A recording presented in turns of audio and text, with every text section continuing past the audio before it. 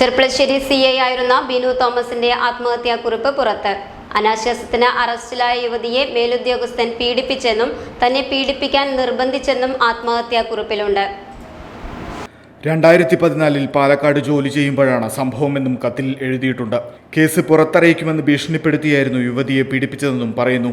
ആരോപണ വിധേയനായ ഉദ്യോഗസ്ഥൻ ഇപ്പോൾ കോഴിക്കോട് ജില്ലയിൽ ഡിവൈഎസ്പിയാണ്.